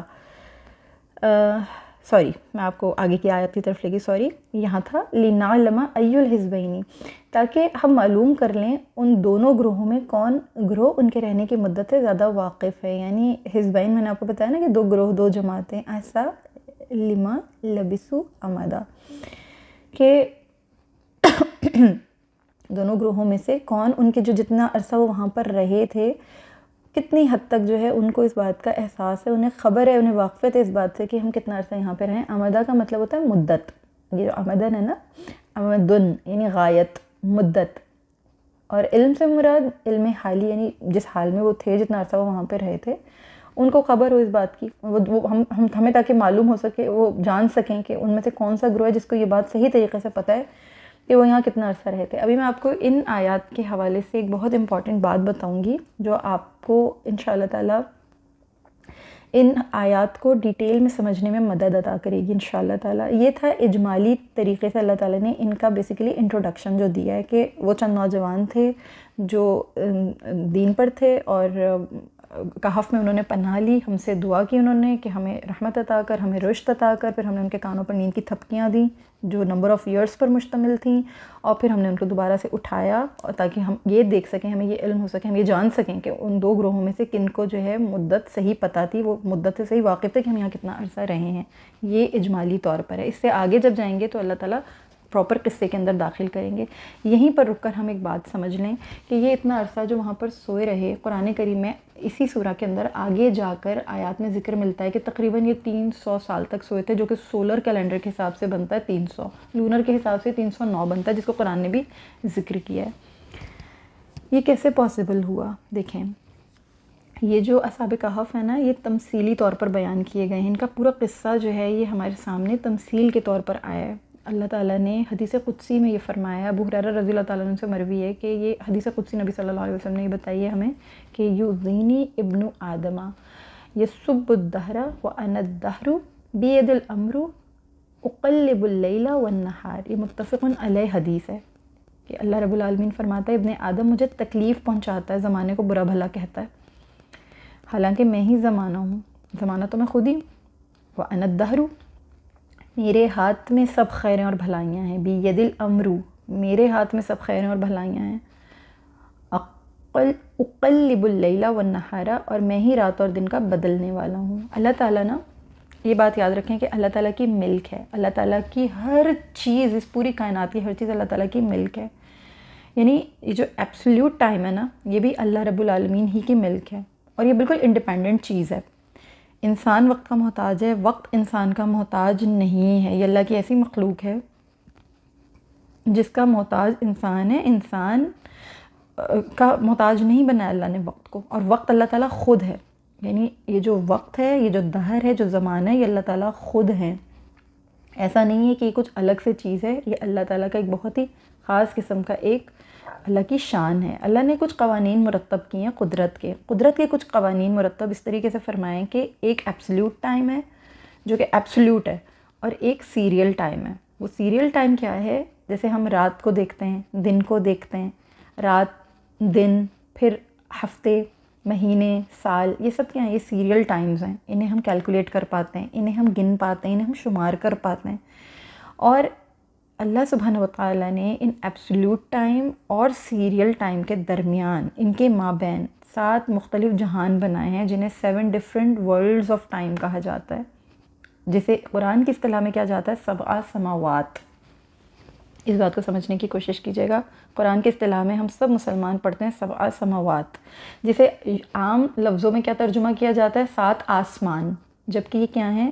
یہ 7 ڈفرینٹ ورلڈز آف ٹائم ہیں. یہ 7 ڈائمنشنز ہیں. اصل میں یہ 7 ڈائمنشنز کس طریقے سے ہیں؟ یہ اسپیس اینڈ ٹائم، جس کو کہا جاتا ہے زمان و مکان. ٹائم اینڈ اسپیس، ٹائم یعنی کہ زمان، اور مکان یعنی کہ اسپیس. زمان و مکان اللہ تعالیٰ نے 7 بنائے ہیں. یہ 7 ہیں، اور ہر قرآن کریم کی آیت میں جہاں جہاں آپ کو 7 سماوات ملے گا، آپ اس کا مفہوم سمجھنے کی کوشش کیجیے گا. میں آپ کو چند آیات کی صرف ریفرنسز دے رہی ہوں، میرے پاس ٹائم پہ بہت شارٹ ہو جائے گا اور میری یہ پھر باقی کی آیات رہ جائیں گی. سورہ یونس کی آیت نمبر 5، هو الذی جعل الشمس وہاں سے آپ دیکھیے قومی یعلمون تک. پھر سورہ بنی اسرائیل کی آیت نمبر 12، سورہ بقرہ کی آیت نمبر 29، سورہ بنی اسرائیل کی آیت نمبر 44، سورہ المومنون کی آیت نمبر 17، سورہ المومنون کی آیت نمبر 86، سورہ فصلت کی آیت نمبر 12، سورہ طلاق کی آیت نمبر 12، سورہ ملک کی آیت نمبر 3، سورہ نوح کی آیت نمبر 15 اور سورہ النبا کی آیت نمبر 12 اور 13. اس میں بھی سبعن کا لفظ استعمال ہوا، سبعن شدادن، یہ سورہ نبا میں ہے. یعنی اللہ تعالیٰ نے جہاں جہاں 7 آسمان کا ذکر کیا ہے، یہ 7 مختلف جہان ہیں ایکچولی اسپیس اور ٹائم کے. یعنی یہ 7 مختلف عالم ہیں جس پروردگار نے اپنے عرش اور زمین کے مابین تخلیق فرمائے ہیں. اللہ تعالیٰ کے عرش اور زمین کے درمیان یہ 7 different worlds of time and space موجود ہیں، جنہیں ہم 7 مختلف عالم کہتے ہیں زمان و مکان کے. ٹھیک ہے، تو قرآن کریم میں جن 7 مختلف یہ جو عالم ہیں نا، جن عالموں کا ذکر فرمایا گیا، یہ ڈفرینٹ ڈائمنشنز ہیں ایکچولی. مثال کے طور پر یہ جو ایک عالم ہے، یعنی ایک ورلڈ جو ہے، اس کا جو ڈائمنشن آف ٹائم ہے، یعنی وہ کس طریقے سے جو ہے وہ اس کی ڈائمنشنز بتائی گئی ہیں. سورہ المعارج میں آپ دیکھیے آیت نمبر 4 میں، ایک دن 50,000 سال پر محیط ہے. اس کا ترجمہ کر کے دیکھیے گا، ایک دن 50,000 سال پر محیط ہے. پھر دوسرا عالم یوں بیان کیا گیا، اس کی جو ڈائمنشن آف ٹائم ہے وہ یوں بتائی گئی ہے کہ ایک دن 1,000 سال پر محیط ہے. سورہ حج میں جو آیت نمبر 47 ہے اور آیت نمبر 5 ہے، اس میں آپ اس چیز کو دیکھیے گا کہ ایک دن 1,000 سال پر محیط ہے. اس کا ترجمہ کر کے دیکھیے گا. میں یہ ریفرنسز آپ کو دے رہی ہوں اور آپ پر چھوڑ رہی ہوں، میری بات پہ یقین نہیں ہے. قرآن کریم خود کھولیے اور اس کا ترجمہ خود کرنے کی کوشش کیجیے. سورہ کہف میں اللہ تعالیٰ نے ایک دن 300 سال پر محیط بیان فرمایا. یہ تو ہم خود پڑھ رہے ہیں نا ابھی انشاءاللہ تعالیٰ. تو یہ بہت اہم نقطہ ہے، انتہائی اہم نقطہ ہے. اس کی نشاندہی ہمیں کرنی ہے، اس کو ہمیں اچھے طریقے سے سمجھنا، ورنہ ہمیں دجال اور ٹائم کا جو ریلیشن ہے نا، کہ وہ اس 40 دن تک رہے گا اس دنیا میں، اور 40 دن میں اس کا جو ایک دن ہوگا وہ 1,000 سال جتنا ہوگا. پھر اس کا جو دوسرا دن ہوگا وہ اس کا جو ایک دن ہوگا وہ 1 سال تک 1 سال جتنا ہوگا. دوسرا دن اس کا جو ہے وہ بیسیکلی 1 مہینے جتنا ہوگا. تیسرا دن اس کا 1 ہفتے جتنا ہوگا. اور پھر اس کے بعد جو اس کے باقی کے عام دن ہوں گے وہ عام دنوں جیسے ہوں گے، اس کے باقی کے دن عام دنوں جیسے ہوں گے. تو جب تک ہم اس ٹائم کو نہیں سمجھیں گے نا، سورہ کہف کی اس عظیم معجزے کو نہیں سمجھیں گے، اور قرآن میں اور کئی مقامات پر اللہ تعالیٰ کے جو معجزات ہیں ہم ان کو نہیں سمجھ سکیں گے. دیکھیے، یہ بہت ہی ڈرامٹیکلی اور بہت ہی خوبصورت انداز میں اللہ تعالیٰ نے ہمیں تفکر کی دعوت دی ہے. یہاں پر جو چند نوجوان جا کر سو گئے تھے نا، ان کو اللہ تعالیٰ نے جو نیند کی تھپکی دی تھی، ان کے کانوں پر اللہ نے نیند کے جو پردے ڈال دیے تھے، پھر انہیں اللہ نے بیدار کیا تھا. اور پھر اللہ تعالیٰ فرما رہے ہیں تاکہ وہ حساب کر سکیں، یعنی وہ اندازہ لگا سکیں، معلوم کر سکیں کتنا عرصہ وہ غار میں رہے تھے. وہ اصل میں 3 صدیاں، جو 300 سال وہ سوئے تھے نا، ان کو محسوس ہو رہا تھا کہ ہم تو یہاں پر صرف دن کا ایک حصہ ایک دن سوئے ہیں یا پھر دن کا کچھ حصہ سوئے ہیں. یہ آیت نمبر 11-12 میں، آیت نمبر 19 میں، آیت نمبر 25 میں یہ ساری چیزوں کو اللہ نے ذکر فرمایا ہے. ٹھیک ہے نا؟ تو آپ اس چیز کو انشاءاللہ تعالیٰ اچھے طریقے سے اس طرح سمجھیں کہ یہ جو 7 ڈائمنشنز ہیں اسپیس اور ٹائم کی، یہ یوں ہیں کہ پہلے آپ کو میں نا یہ چیز حضرت عزیر علیہ السلام کے قصے سے سمجھاتی ہوں، وہاں پہ آپ کو شاید یہ چیز بہت اچھے طریقے سے کلیئر ہو سکے گی انشاءاللہ. آیت نمبر 259 میں حضرت عزیر علیہ السلام کا قصہ اللہ تعالیٰ نے بتایا ہے کہ وہ حضرت عزیر علیہ السلام جو ہے وہ بیت المقدس کی وادی سے جب گزر رہے تھے، انہوں نے بستی کو جڑا ہوا دیکھا. وہ ایک کھنڈر انہوں نے دیکھا کہ وہ بالکل خراب تھا. جب بابل نے، جو شاہ بابل تھا عراق کا، اس نے جب وہاں پر حملہ کیا تھا بیت المقدس پر، اور پورا اس نے ختم کر دیا تھا، تباہ و برباد کر دیا تھا. انسانوں کی ہڈیاں رہ گئی تھیں صرف وہاں پر، پورا شہر تباہ ہو گیا تھا. تو حضرت عزیر علیہ السلام وہاں سے ان کے گزر ہوئے اپنے گدھے کے ساتھ، اپنا کھانا تھا ان کا وہاں پر، اور ان کا جو شربت وغیرہ تھا، جو انہوں نے جو انگور کا رس نکالا تھا پیالے میں، انہوں نے یہ ایسے ان کے ذہن میں یہ خیال آیا کہ اللہ تعالیٰ اس کو کیسے آباد کرے گا. اللہ نے ان کے اوپر نیند طاری، اللہ نے ان پہ موت طاری کر دی. موت کا ذکر ہے، نیند نہیں ہے، موت کا ذکر ہے. وہاں پہ ان پہ موت طاری ہو گئی. 100 سال تک وہ سوئے رہے. ان کا گدھا بھی بھوک اور پیاس سے جو ہے وہ ختم ہو گیا، ہڈیاں بھی اس کی گل سڑ گئیں. پھر اللہ تعالیٰ نے ان کو 100 سال کے بعد جب جگایا تو انہوں نے کہا کہ یہاں کتنا عرصہ رہے ہیں؟ تو وہ کیا بتا رہے کہ ایک دن یا دن کا کچھ حصہ. اور پھر انہوں نے اپنے کھانے کے اوپر اللہ نے ان کو حکم دیا کہ اپنا کھانا دیکھیں، تو کھانے میں سے بالکل اسمیل نہیں آئی، کھانا بالکل تر و تازہ. اور دوسری ڈائمنشن کیا ہے؟ دوسری طرف کیا ہے؟ دوسرا کیا ہے؟ ان کا گدھا بالکل گل سڑ گیا. اب حضرت عزیر علیہ السلام بھی ایک زندہ حیات انسان تھے، حقیقتاً ایک انسان تھے، وجود تھا ان کا. ٹھیک ہے، وہ بھی مطلب جو جاندار ہیں، گدھا بھی جاندار ہے. حضرت عزیر علیہ السلام جس حالت میں انتقال کر گئے وہ اسی حالت میں انتقال کر کے جوانی کی عمر میں انتقال کیا، مطلب ان کے اللہ نے موت طاری کی، وہ اسی حالت میں اٹھے. گدھا بالکل گل سڑ چکا ہے اور کھانا بالکل صحیح حالت میں پریزرو ہوا ہے. تو اللہ سبحانہ و تعالیٰ نے یہاں کیا فرمایا ہے؟ اللہ سبحانہ و تعالیٰ نے بیسیکلی ہمیں یہ بتایا ہے کہ اس دنیا میں ہی موجود 2 مختلف ڈائمنشنز ہیں جو ساتھ ساتھ چل رہی ہیں. ایک ڈائمنشن وہ تھی جس میں ان کے گدھے پر موت طاری ہو گئی تھی اور وہ ہڈیاں بھی اس کی گل سڑ گئیں، وہ بالکل جو ہے وہ ختم ہو گیا. دوسری ڈائمنشن وہ تھی جس میں وہ کھانا تھا، جو کھانا بالکل تر و تازہ رہا، یہاں تک کہ اس میں خرابی بھی نہیں پیدا ہوئی، اس کی اسمیل بھی خراب نہیں ہوئی. اس چیز کا ہمیں واضح ثبوت مل رہا ہے نا. اللہ تعالیٰ کیوں فرماتے ہیں کہ عقل والوں کے لیے نشانیاں ہیں، یہ نشانیاں ہیں عقل والوں کے لیے. تو دونوں ڈائمنشنس آف ٹائم اسی دنیا میں ایگزسٹ کر رہی ہیں نا. حضرت عزیر علیہ السلام بیت المقدس میں ہی تھے نا، وہ اسی پلانٹ ارتھ پہ ایگزسٹ کر رہا ہے نا. اللہ تعالیٰ کی یہ قدرت ہے، اللہ تعالیٰ کی یہ شان ہے. اسی طرح اس سورہ مبارکہ میں اصحاب کہف کے ساتھ کیا ہوا کہ وہ بھی جسمانی حالتیں جو تھی نا ان کی، ان کو بھی 2 مختلف ڈائمنشنز آف ٹائم ملے تھے. 2 ڈائمنشنز تھیں ٹائم کی. ایک وہ ٹائم تھا، ایک وہ ڈائمنشن تھی جس کے اندر ان کے جسم جو تھے نا وہ مشرق اور مغرب میں طلوع اور غروب کی طرف اٹریکٹ ہو رہے تھے، یعنی سورج کے ساتھ جو ہے ان کے جسم اٹریکٹ ہو رہے تھے. تو اللہ تعالیٰ نے وہ انشاءاللہ ہم آگے جا کے ان آیات کو پڑھیں گے کہ وہ کروٹیں بھی بدلتے تھے وغیرہ وغیرہ، انشاءاللہ ہم وہ پڑھیں گے. دوسرا جو ان کا معاملہ ہوا تھا وہ یہ ہوا تھا کہ ڈائمنشن آف ٹائم ان کا جو دوسرا تھا اس میں ان کے جسم کو اللہ تعالیٰ نے ہر طرح کے بایولوجیکل افیکٹ سے بچا لیا تھا. تو نہ ان کی داڑھیاں بڑھیں، کوئی بایولوجیکل افیکٹ نہیں آیا ان کی باڈی میں، نہ ان کی داڑھیوں کے اوپر کوئی فرق پڑا، داڑھیاں جیسی تھیں ویسی تھیں، چہروں پہ جھریاں نہیں آئی تھیں، ان کے ناخن لمبے نہیں ہوئے تھے، ان کے بال لمبے نہیں ہوئے تھے، ان کو واش روم جانے کی حاجت محسوس نہیں ہوئی تھی نیند میں.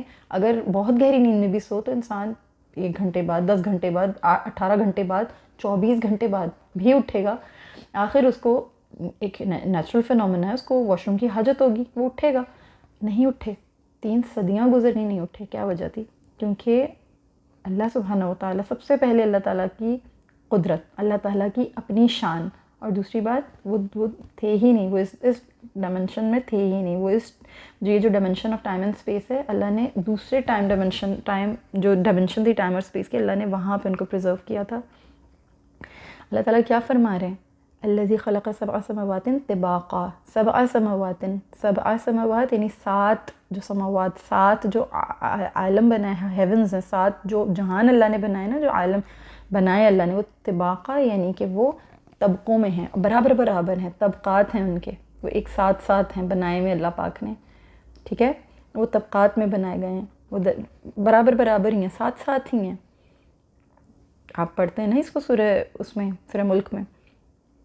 تو یہ سارے جتنے بھی 7 سماوات ہیں یہ اللہ رب العالمین کی ملک ہے، اسی لیے وہ رب العالمین، الحمدللہ رب العالمین، سورہ فاتحہ کی 7 آیات ہیں. غور کریں اس بات پہ بھی کیوں ہیں.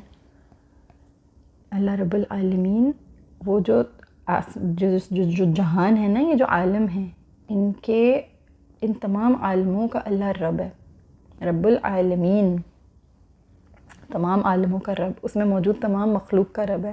آپ اپنی ہی دیکھ لیجئے، ہم جس جگہ پر ہم رہ رہے ہیں، جس dimension of time and space میں ہم رہ رہے ہیں، پلانٹ ارتھ پہ ہی ہیں نا، میں بھی اور آپ بھی. اسی پلانٹ ارتھ پہ جنات بھی ہیں، اسی پلانٹ ارتھ پہ میرے کندھوں پہ موجود 2 فرشتے بھی. میں جھٹلا نہیں سکتی، میرے نبی نے فرمایا، میں جھٹلا نہیں سکتی. یہ فیری ٹیلز نہیں ہیں، لیکن وہ انسین، وہ نظر نہیں آ رہے. وہ کہاں ہیں؟ وہ نظر نہیں آ رہے. وہ دوسری dimension of time and space میں، اور میں اس dimension of time and space میں ہوں. ٹھیک ہے، تو یہ اصحاب کہف کے جسم جو تھے وہ فزیکلی 300 سال تک غار میں رہے تھے، اس عالم کے جس عالم میں، مطلب وقت کے مطابق ان کو جہاں پر وہ موجود تھے انہیں پریزرو کیا گیا تھا. اور دوسرے عالم کے مطابق ان پہ بڑھاپا وغیرہ کچھ بھی طاری نہیں ہوتا، کوئی ویزیبل کلو ان کو نہیں ملا تھا. یعنی اس عالم میں اس وقت کے مطابق ان کو پریزرو کر دیا گیا تھا. لیکن جو ان کے اوپر جو فزیکلی جو ان کے اوپر کوئی چینج نہیں آیا تھا، کچھ بھی نہیں ہوا تھا نا، وہ سب کچھ وہ دوسرا عالم تھا، وہ دوسرا ٹائم اینڈ اسپیس تھا. نبی اکرم صلی اللہ علیہ وسلم کے ساتھ کیا ہوا تھا واقعہ اسراء و معراج میں؟ وہ بھی different dimension of time and space تھا، وہ دوسری dimension of time and space میں چلے گئے تھے. اور یہ اس دنیا میں نہیں، یہ ہماری ارد گرد، ہماری سراؤنڈنگس میں نہیں، 7 سماوات، یہ اوپر کی طرف ہے یہ سب معاملات. ٹھیک ہے، وہ جو جہان ہیں. اور اس کے لیے کوئی پریسائز میتھمیٹیکل کوئی فارمولا نہیں ہے. اس کے لیے بصیرت ہونی چاہیے, اس کے لیے اللہ تعالیٰ سے دعا کرنی چاہیے, اس کے لیے انسان کے اپنے اندر ایک فہم ہونا چاہیے, اندر کی آنکھ ہونی چاہیے جو آپ کو یہ ساری چیزیں ڈگ آؤٹ کرنے کی توفیق دے. قرآن کے ساتھ جڑنا, قرآن کا فہم حاصل کرنا اسی لیے ضروری ہے کہ اس کے اندر بہت سارے راز, بہت سارے اسرار ہیں جو انسان کی ایمان کو بڑھاتے ہیں اور اس کے اندر کے جہانوں کو کیا کرتے ہیں, سامنے لے کر آتے ہیں, ان کو ڈگ آؤٹ کرنے کی ہمیں توفیق دیتے ہیں. پھر ایک مزیدار بات آپ کو بتاؤں, یہ جو بیت المقدس ہے نا, رسول اللہ صلی اللہ علیہ وسلم کو براق کہاں لے کر گیا تھا؟ بیت المقدس, جہاں سے آپ صلی اللہ علیہ وسلم نے آسمانوں کی سیر کی تھی, ٹھیک ہے نا, اور پھر نماز کا تحفہ لے کے واپس تشریف لائے تھے. حضیر علیہ السلام کے ساتھ یہ معاملہ کہاں ہوا تھا کہ ان کے اوپر 100 سال کی نیند طاری ہو گئی تھی, موت, ناٹ نیند, موت طاری ہو گئی تھی, اور پھر وہ جو ہے ان کے اوپر واپس ان کو زندگی دی گئی تھی, انہیں حیات دی گئی تھی, اور 2 ڈفرینٹ ڈائمینشنز آف ٹائم میں, ایک میں ان کا گدھا, ایک میں ان کا کھانا, اسی وقت, اسی جگہ, اسی مقام پر کھانا صحیح رہا اور گدھا بالکل وہ ہو گیا. اللہ کی شان, سبحان اللہ العظیم, وہ بھی بیت المقدس ہی تھا. پھر آپ یہ دیکھیں, یہ جو اصحاب کہف ہیں, ان کا بھی جو غار ہے, ان کی جو کہف ہے, وہ اسی ہولی لینڈ کے ہی کہیں قریب کا علاقہ ہی بیان کیا جاتا ہے, وہ بھی وہیں پر ہی. پھر اس کے علاوہ حضرت عیسیٰ علیہ السلام بیت المقدس ہی میں تھے جب ان کو آسمانوں پر اٹھا لیا گیا, اور بیت المقدس ہی میں آئیں گے. وہ بیت المقدس میں جب وہ آسمانوں سے ان کا جو نزول ہے, جب وہ تشریف لائیں گے تو بیت المقدس ہی میں آئیں گے, ظاہر وہ وہیں ہوں گے, وہیں پہ تشریف لائیں گے.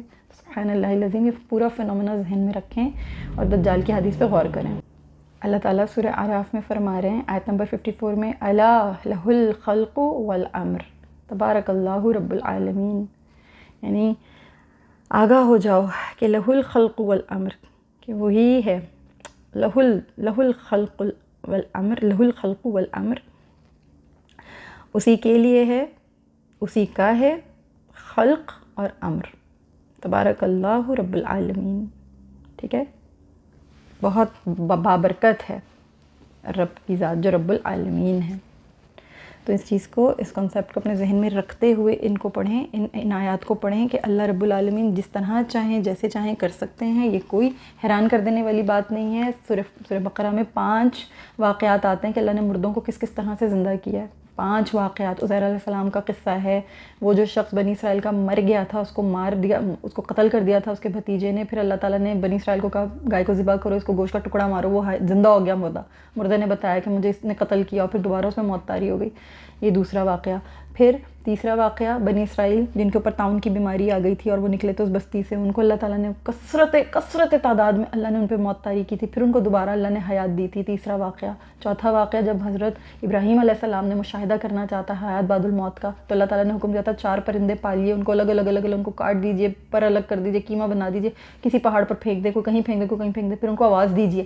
مشاہدہ کروایا تھا اللہ تعالیٰ نے, شک نہیں تھا ان کو مشاہدہ کرنا تھا, تعجب تھا ان کو اللہ تعالیٰ نے مشاہدہ کروایا. وہ چاروں کے چاروں پرندے جو وہ واپس آئے تھے, حیات اللہ نے ان کو واپس کی تھی. ٹھیک ہے.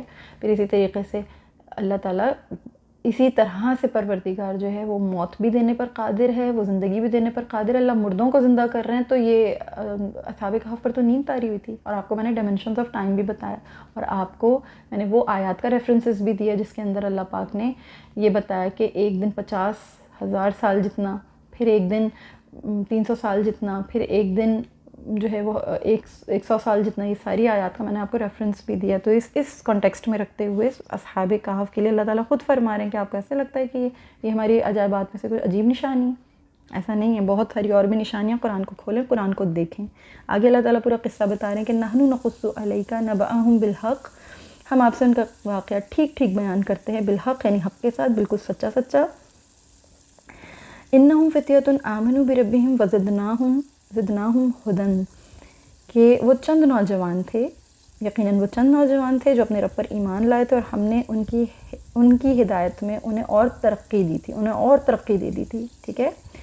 تو ہدن سے مراد یہ کہ ایمان اور بصیرت, یعنی ہم نے ان کو حقیقی ایمان بھی عطا کیا تھا اور مجازی ایمان بھی, یعنی کہ وہ جو زبانی تو وہ اقرار کر ہی رہے تھے, قلبی تصدیق تو وہ کر ہی رہے تھے, لیکن ان کا جو نفس تھا نا, اس کے اندر بھی ہم نے جو ہے وہ طغیان و کفر کو جو تھا اس کو پہچان پا رہے تھے کہ نہیں یہ غلط ہے. حقیقی ایمان کا حصول نفس کو فنا کر دینے کا نام ہوتا ہے, وہ اس چیز کو جان چکے تھے. یعنی اللہ تعالیٰ نے ان کو ایمان میں بہت بڑھا دیا تھا, نفس کی سرکشی اور انانیت کو فنا کر کے ہی ظاہر سی بات ہے انسان کو حقیقی ایمان نصیب ہوتا ہے، تو وہ ان کو عطا ہوا تھا۔ پھر وَرَبَطْنَا عَلَىٰ قُلُوبِهِمْ اِذْ قَامُوا فَقَالُوا رَبُّنَا رَبُّ السَّمَاوَاتِ وَالْأَرْضِ لَن نَّدْعُوَ مِن دُونِهِ إِلَٰهًا لَقَدْ قُلْنَا إِذًا شَطَطًا۔ وَرَبَطْنَا یعنی اللہ تعالیٰ نے، یعنی ہم نے، ربطنا یعنی ہم نے مضبوط کر دیا، ہم نے باندھ دیا ان کے دل کو، یعنی ان کے دلوں کو اللہ تعالیٰ نے فرمایا کہ علی قلوبہم، ہم نے ان کے دلوں کو مضبوط کر دیا، ہم نے ان کے دلوں کو باندھ دیا اس یقین کے ساتھ کہ ہم ہیں، یعنی وطن بھی چھوڑ دیا انہوں نے، گھر بار چھوڑ دیا، رشتہ دار چھوڑ دیے، دولت مال وغیرہ کو سب کو ترک کر دیا۔ اللہ تعالیٰ نے ان کو صابر بنایا تاکہ وہ اظہار حق کر سکیں۔ وہ دقیانوس کے دربار میں جا کر جب کھڑے ہوئے تھے نا اس حکمران کو، جب انہوں نے ٹھکرایا تھا، تو یہ ان کی بہت بڑی جرت تھی۔ اللہ نے ان کے دلوں میں جرت پیدا کر دی تھی کہ ان کو فناء قلب کا مقام حاصل ہو گیا تھا، کہ ان کے دل کے اندر کچھ بچا ہی نہیں تھا سوائے ایمان کے۔ ساری مخلوق کا تصور و خیال ان کے دلوں سے اللہ تعالیٰ نے مٹا دیا تھا، ہر چیز ان کی نظروں میں ہیچ ہو گئی تھی، اللہ کی محبت، عظمت اور خشیت ان کے دلوں میں جم گئی تھی۔ تو یہ اللہ تعالیٰ نے فرمایا کہ وَرَبَطْنَا عَلَىٰ قُلُوبِهِمْ اِذْ قَامُوا، جب وہ کھڑے ہوئے، یعنی دقیانوس نے جب بت پرستی ترک کرنے کے لیے ان کو ملامت کی تو اس کے سامنے کھڑے ہو کر وہ فخر کے ساتھ جو ہے انہوں نے فخریہ طور پر یہ کہا، فقالو، انہوں نے کہا ربنا رب السماوات والارض لن ندعو من دونه الہا لقد قلنا اذا شططا، ہمارا رب وہی ہے جو آسمانوں کا اور زمین کا رب ہے، ہم نے اس کے سوا کسی اور معبود کی ہرگز، ہم اس کے سوا کسی اور معبود کی ہرگز عبادت نہیں کریں گے۔ ٹھیک ہے، اگر ہم ایسا کریں گے، لقد قلنا اذا شططا، اگر ہم ایسا کریں گے تو یقیناً حد سے بڑی ہوئی بے جا بات کہیں گے۔ ٹھیک ہے، یہ فرما رہے ہیں، یہ اللہ تعالیٰ فرما رہے ہیں کہ انہوں نے پھر اس طریقے سے یہ بات کی تھی۔ شتن کہتے ہیں دور ہو گیا، ٹھیک ہے، شططا یعنی کہ ہم نے پھر حد سے بہت تجاوز کر گئے، ہم پھر ایسی بات کے قائل ہو گئے ہم جو حق سے دور اور حد سے بہت ہی آگے، حد یعنی حق یعنی صداقت سے باہر، دائرہ ظلم میں داخل ہو جائیں گے پھر ہم، اگر ہم نے ایسا کہا۔ ہمارا رب تو وہ ہے جو آسمانوں اور زمین کا رب ہے، تو ہم اس کے سوا کسی کو اپنا الہ نہیں مانتے، ہم اس کے سوا کسی اور کی عبادت نہیں کریں گے۔ اگر ہم نے ایسا کہا تو پھر ہم حق سے بہت دور ہو جائیں گے، ہم بہت گمراہی میں چلے جائیں گے، ہم حد سے تجاوز کر جائیں گے۔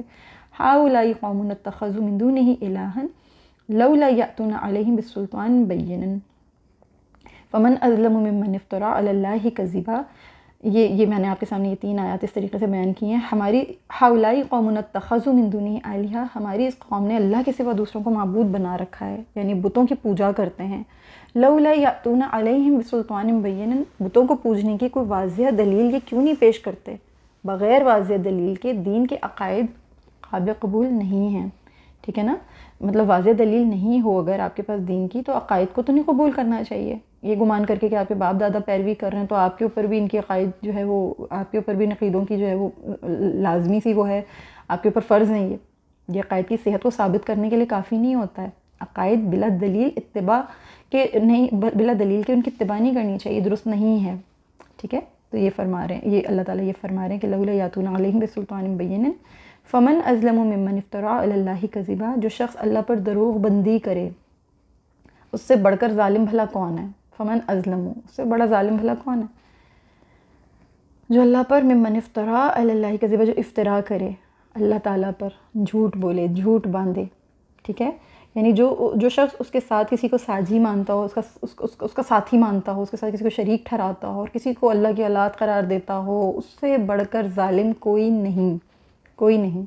یوں تو کسی پر بھی جو ہے وہ دروغ تراشی ظلم ہے، کسی پر بھی، مطلب آپ کسی پر بھی کسی قسم کی کوئی بات اس طرح کی کر دیں جو حقیقت کا، جس کا وجود ہی نہیں ہو، کوئی افتراء کریں، جھوٹ گڑھیں اس کے بارے میں، دروغ تراشی کریں، کسی کے لیے بھی اچھی نہیں ہے ظلم ہے، لیکن یہ اللہ رب العالمین پر تو سیدھی سیدھی تہمت تراشی ہے، یہ سب سے بڑا ظلم ہے، اللہ تعالیٰ کی غیرت کو للکارنے والی بات ہے، اور یہ نہایت بڑا ظلم ہے اللہ پہ تہمت تراشی کرنا۔ جب ان جوانوں نے دقیانوس کو 2 ٹوک جواب دیے اور اس نے ان کو سوچنے اور غور کرنے کے لیے مہلت دے کر رخصت کر دیا، اور سب نے شہر سے بھاگ کر جانے کا ارادہ کر لیا، بلکہ بھاگ ہی گئے آپس میں، انہوں نے یہ کہا وَإِذِ اعْتَزَلْتُمُوهُمْ وَمَا يَعْبُدُونَ إِلَّا اللَّهَ فَأْوُوا إِلَى الْكَهْفِ يَنشُرْ لَكُمْ رَبُّكُم مِّن رَّحْمَتِهِ وَيُحَيِّ لَكُم مِّنْ أَمْرِكُم مِّرْفَقًا۔ اور جب تم ان بت پرستوں سے اور ان کے معبودوں، یعنی ان کے جو بت تھے جن کو اللہ کے سوا وہ پوچھتے تھے اور پوچھتے ہیں، جب تم الگ ہو ہی گئے ہو تو چل کر غار میں اپنا ٹھکانہ بنا لو، یعنی باہر والوں کو نہ ہم سے کوئی غرض رہ جائے، نہ ہم ان کو دیکھ پائیں، نہ وہ ہم کو دیکھ پائیں، اصحاب کہف کی قوم والے دوسرے مشرکوں کی صنم پرستی کے ساتھ خدا کی پوجا بھی کرتے تھے. یہ جو بات انہوں نے یہاں پہ کی نا کہ اصحاب کہف نے جو کہا تھا کہ الا اللہ، یہ جو انہوں نے کہا ہے نا یعبدون الا اللہ، یعنی اللہ کہنے کی ان کو ضرورت کیوں ہوئی؟ مطلب یہ کہ تم بت پرستوں اور بت پرستی سے تو الگ ہو گئے ہو مگر خدا پرستی سے الگ نہیں ہو. تو خدا پرستی میں ان کے ساتھ ہو اور بت پرستی میں ان سے بیزار ہو. ان کا کہنے کا مقصد یہ تھا کہ بھئی اب ان کی بت پرستی سے تو تم ہو گئے ہو نا، الگ ہو گئے ہو، تو بس اب کیا کرو کہ ان سے ہٹو. اور اوا الی الکہفی، فاؤ الی الکہفی جو یہاں پہ فرمایا تو یہاں ہے اوا یعنی کہ اب منتقل ہو جاؤ، اب کسی غار میں اترو، کسی غار میں پناہ لو، کسی کہف میں چلے جاؤ، اسی کو اپنا مسکن اور ٹھکانہ بنا لو تاکہ کافروں کے سامنے رہنے سے بھی بچ جاؤ. یعنی دور ہو جاؤ ایسی سوسائٹی سے، الگ ہو جاؤ، الگ تھلگ ہو جاؤ. بے شک یوں محسوس ہو کہ تم کسی غار میں چلے گئے. لوگ کہتے ہیں کہاں غائب ہیں آپ آج کل. بھائی اگر کوئی چیز آپ کو نہیں ان کے انٹرسٹ کے ساتھ میچ کر رہی، آپ کا ٹائم ویسٹ ہوتا ہے، آپ کو نہیں ان کی کمپنی اچھی لگتی، نہیں ان کی سوسائٹی میں موو کرنا پسند آتا، آپ ان سے الگ ہو جاؤ، غائب ہو جاؤ ان کی نظروں کے سامنے سے.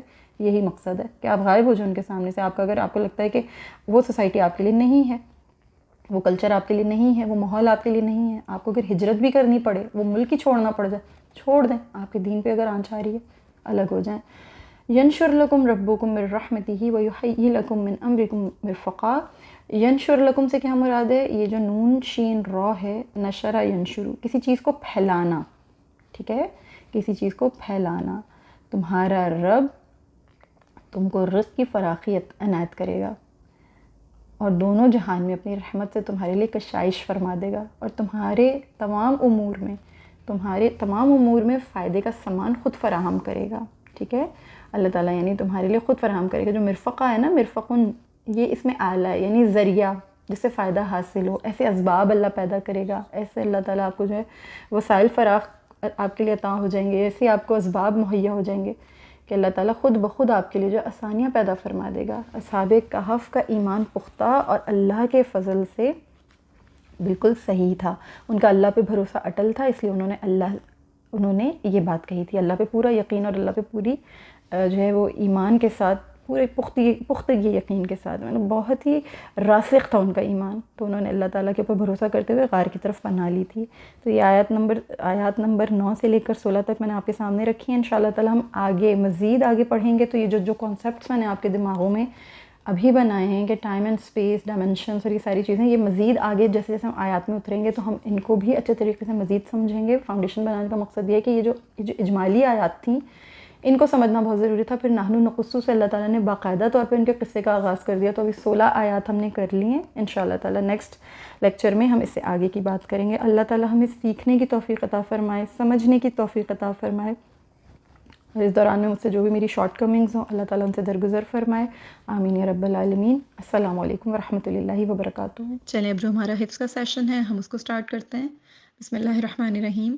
یہ آیت نمبر 5، آیت نمبر 6، 7 اور 8، یہ 4 آیات میں نے آپ کے سامنے یہاں رکھی ہیں، آپ کی اسکرین پہ اپیئر ہو رہی ہیں. آپ نے کیا کرنا ہے کہ ان 4 آیات کو اسی طرح جیسے پہلے 4 آیات آپ نے یاد کی تھی اسی طرح سے یاد کیجئے.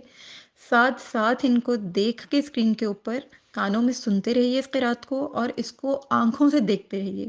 جب آپ دیکھتے رہیں گے اور سنتے رہیں گے اور پیچھے ساتھ ساتھ ریپیٹ بھی کرتے رہیں گے تو مجھے اللہ سے پوری امید ہے کہ انشاءاللہ یہ بہت جلدی آپ کو حفظ ہو جائیں گی. 10 دفعہ پہلی آیت کو، پھر 10 دفعہ دوسری آیت کو، پھر ان دونوں کو ملا کے 3 مرتبہ، پھر 10 مرتبہ تیسری آیت، 10 مرتبہ چوتھی آیت، پھر دونوں کو ملا کر 3 دفعہ. اس طرح کر کے آپ ان کو حفظ کریں جیسے آپ نے پہلی جو 4 آیات تھی انہیں حفظ کیا تھا. اور الحمدللہ مجھے بہت خوشی ہے، آپ سب نے بہت اچھا رسپانس دیا، آپ سب کو بہت اچھے طریقے سے یہ یاد ہوئی ہیں. اللہ تعالیٰ ہم سب کو استقامت اور برکت عطا کرے، ہمارے اس اخلاص کو قبول فرمائے. آمین یا رب العالمین. وہی طریقہ اس کو بھی یاد کیجیے، اور جس طریقے سے آپ نے مجھے پہلے اپنا اسائنمنٹ بھجوایا تھا اسی طرح سے دوبارہ بھجوائیے گا. ٹھیک ہے، چلیں ٹھیک ہے، تب تک اپنا خیال رکھیں. اللہ تعالیٰ ہم سب سے راضی اس اخلاص کو قبول فرمائے. آمین یا رب العالمین. جزاکم اللہ خیرا کثیرا. السلام علیکم ورحمۃ اللہ وبرکاتہ.